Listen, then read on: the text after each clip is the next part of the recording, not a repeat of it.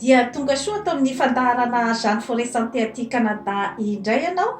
Ny horesahantsika anio zany dia mbola mikasika ihany ny fitandrofana amin'ilay arety madosa dia ny coronavirus izany. Efa noresahako teto tamin'ny tapany voalohany zany hoe ohatraohatry ny ahoana ny fisehoan'izany aretina coronavirus izany. Dia efa nasehoko teo koa zany ny hoe ahoana ny fomba fitandrofana eo amin'ny fahadiovana sy ny fanasana tanana. Efa niresaka maro dia maro koa ny tenako zany tao amin'ny tapany faharoa, ny resaka sakafo, ny fihinanana ny legioma sy ny voankazo izany sy ireo karazana sakafo ara-pahasalamana izay efa nazavaiko tamin'ny fandaharana Jeanne Forêt Santé teto aloha. Dia ny tapany fahatelo zany tsika dia iresaka ravin-kazo iray ao Madagasikara izay tena mitsabo aretina maro dia maro zany dia tsy inona izany fa ny ravin-tsara. Efa niresahako teto ny momban'ny mandravasarotra fa amin'izao ndray zany tsika dia iresaka bebe kokoa zany ny momban'ny ravin-tsara satria dia manan-karena dia manan-karena isika malagasy amin'izany karazana plante médicinale izany. Ka tsy ho latsa-danja amin'ny firenena hafa isika eo amin'ny fitandrovana an'izany atao hoe coronavirus izany.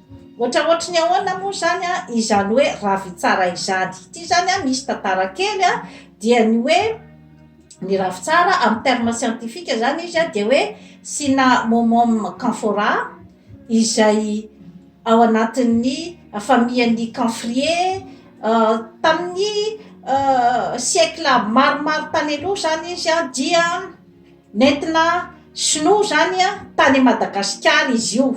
Dia nisy adapta tsara tamin'ny condition climatique tao Madagasikara zany izy io ary dia niroborobo. Ary nataon'ny malagasy fitsaboana zany izy io ary dia mitsabo aretina maromaro. Dia ravin-tsara zany no nataon'ny malagasy anarany izay midika hoe bellefeuille amin'ny teny frantsay zany ary dia mitondra ny fahasalamana ary manasitrana zavatra maro. Ny ravin-tsara zany dia mitovitovy amin'ilay hoe eucalyptus radiata zany hoe ny kininina zany. Ny ravin-tsara zany dia ilaina zany izy anasitranana an'ireo ataontsika hoe infection respiratoire na ny taovam-pisefona izany toy ny rhinite, ny rhinopharyngite, izany hoe ny kohaka zany dia ny karazana sery na ny sery izay misy zany ny lelo mitsotsorika. Dia eo ihany koa zany ny hoe fitandrovana ihany koa izy amin'ny resaka gripa ary fitsaboana ihany koa ary mitsabo ihany koa izy an'ireny herpes, hepatite ary manome tanjaka izy ary manala havizanana indrindrandrindra moa zany ho an'ny olona izay avy narary zany en convalescence. Dia manitrana ihany koa izy zany ny sinusite, ny otite ary ny fanaitainana amin'ny hosatra zany sy ny fanaitainana amin'ny vanitaolana na ny articulation izany.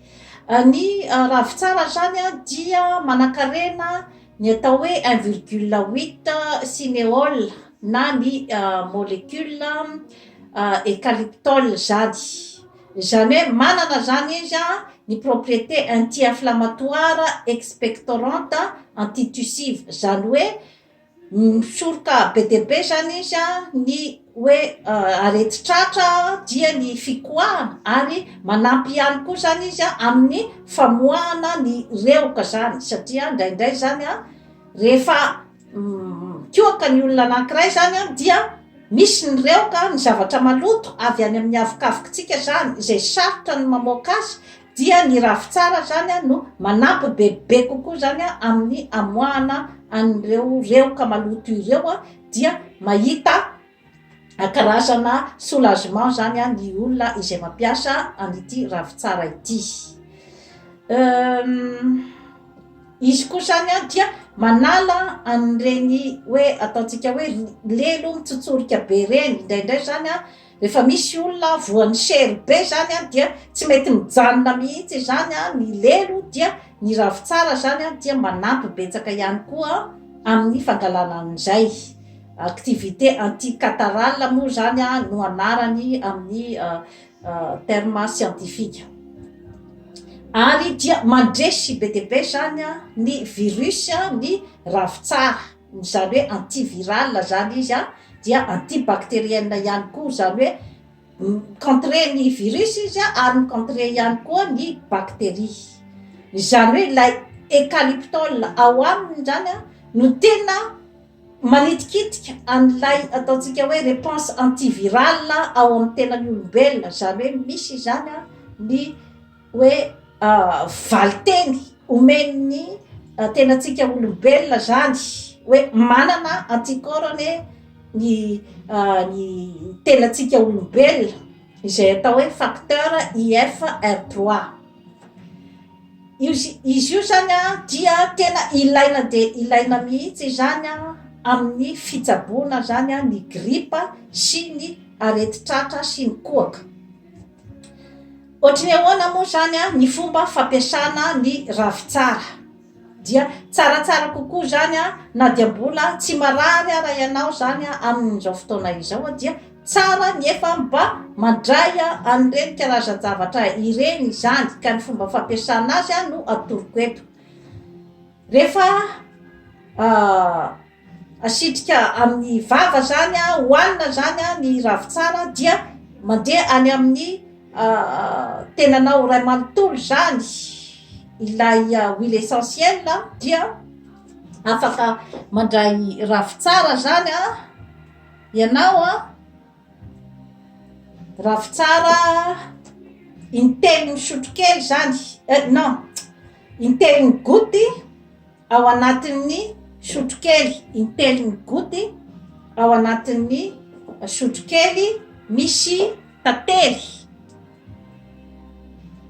ary averina intelo isan'andro zany a izay a karazan-javatra izay. Dia asina citron kely zany, gotina citron kely a rehefa mihinana azy, dia hoanina intelo isan'andro alohan'ny sakafo. Misy ihany koa zany a ny fomba fampiasana ihany koa ny ravitsara dia amin'ny alalan'ny evoka zany. Zany hoe maka zany a ianao a rano magotraka, tandremana tsara zany a, sao de misy ankizy amin'ny manodidina iny a, dia ao anatin'ny rano magotraka zany a asinao a ravitsara indimy goty zany a ao anatin'ny rano magotraka, dia evoanao zany a ao anatin'ny 10 minitra zany ianao a, dia mirakotra ny servieta ao anatin'ny 10 minitra, dia tsy avela raha tsy tsemboka tsara, miditra tsara any anatin'ny taovam-pisefona zany a ny evoka rehetra izay nievoana teo a, dia mamoaka atsemboana, dia amin'izay zany a vao avelanao a ny evoka. Dia misy ihany koa zany a ny fomba fampiasana azy a, dia ny fanorana ny toerana eto amin'ny tratra izany a, dia amin'ny tenda ary amin'ny lamosina. Dia afaka ihany koa zany a mampiasa huile de coco ianao a ray sotro a, dia asina gotiny ravitsara intelo zany, intelo goty a, iny zany a no ataonao fiositra matetika zany a intelo isan'andro. Mety tsy ho vitanao angamba ny anao azy intelo isan'andro, fa amin'ny maraina rehefa mifo zany a, dia amin'ny hariva rehefa miverina avy miasa koa zany, satria dia miaro be dia be zany a reny zavatra rehetra rehetra ireny a amin'ny karazana mikrôba. dia misy ihany koa zany a ny fomba izay azonao ihany koa zany ampiasana ihany koa ny ravitsara dia ny diffuseur zany. Ny diffuseur efa nasiako teto tamin'ny fandaharana momba ny mandrava sarotra ny diffuseur.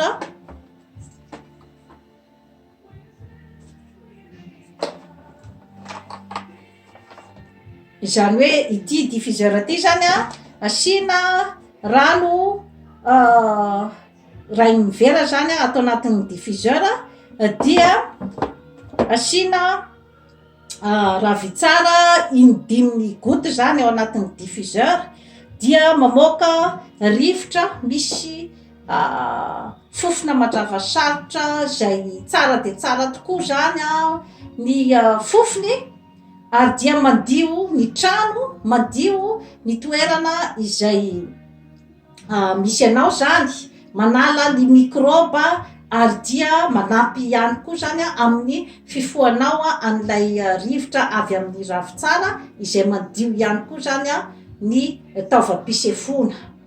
Dia ohatraohatran'izay zany ny fomba fampiasana ny ravitsara ka dia tsaratsara kokoa zany de efa ampiasainao ao an-tokantranonao zany io zavatra io na dia mbola tsy tonga ao Madagasikara ny coronavirus dia efa tsara ny tsabotsabontena amin'ny zavatra ohatran'izay dia atao amin'ny agence forêt santé koa zany dia misy ny huile magique izay vokarina atao amin'ny agence forêt santé. Izy ity zany dia vita avy amin'ny mandrava sarotra ary dia misy ravitsara ihany koa ary misy karazany zavatra betsaka izay tsy hotononiko aminareo eto daholo ny composition ny huile magique izay namboariko fa mba secret ho ahy koa zany dia jereo ao amin'ny Facebook agence forêt santé. Raha ohatra ka te hanafatra ianao zany eto Canada dia midira ao amin'ny Facebook dia ny téléphone 450 983 4907 izay efa ao anatin'ny Facebook daholo afaka manoratra email amiko ianareo dia afaka manao livraison à domicile. Dia toy izay sy toy izay indray zany tompoko lahy sy tompoko vavy no azo natolotra anao an'io manaova abonnement amin'ny agence forêt santé aty Canada fa hanatsara ny fiainanao. Veloma tompoko.